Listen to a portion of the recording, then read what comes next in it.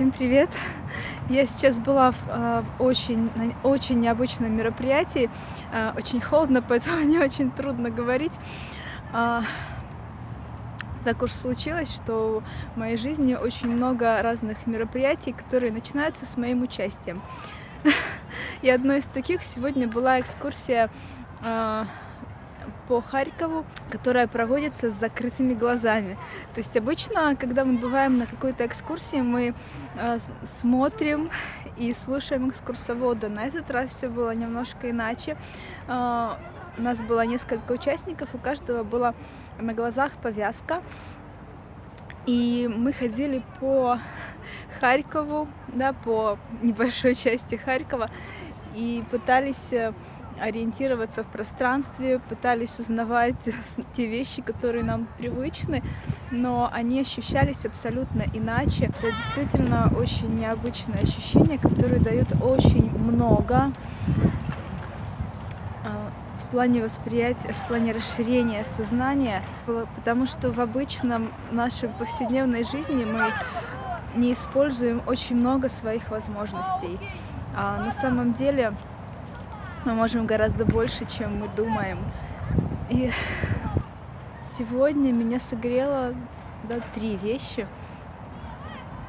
Первое — это то, что когда ты ничего не видишь, то ты можешь полагаться только на твой слух и на руку человека, который рядом с тобой.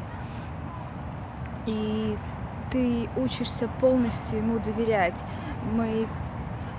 У нас даже получилось перейти дорогу с завязанными глазами, потому что наши экскурсоводы очень тщательно все подготовили, и все было, и все прошло просто идеально. Единственная вещь, которая не позволила ощутить всю прелесть этой экскурсии в полной мере, это погода, потому что сегодня действительно очень холодно. И вторая из удивительных вещей сегодняшних — это был чай, травяной чай, которым нас угостили экскурсоводы, который мы пили тоже с закрытыми глазами, то есть с завязанными глазами, с повязками. И мы сумели определить, что там были травы. Это был не просто чай, там мята или зверобой, что-то.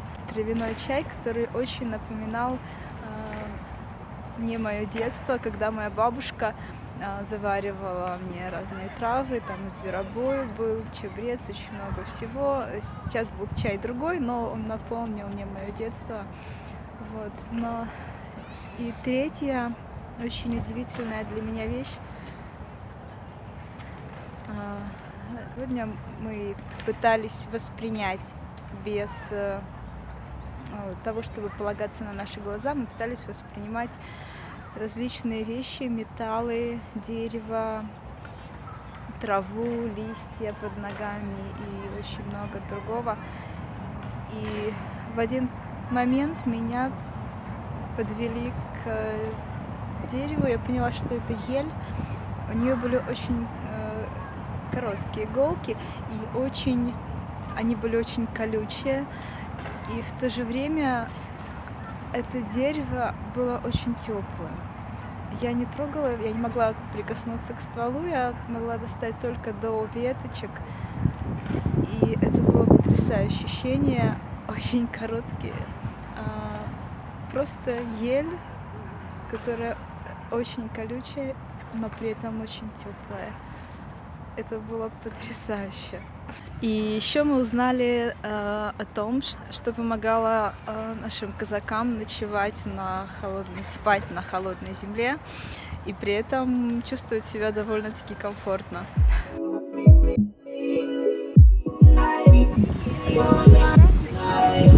Пока вы идете с закрытыми глазами, я вас снимаю на видео. Вы победите.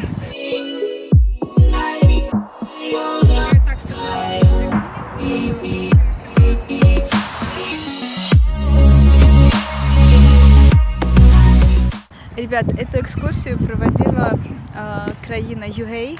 Я оставлю ссылку в описании под видео. Всем, кому интересно, вы можете с ними связаться. У них еще много очень интересных экскурсий.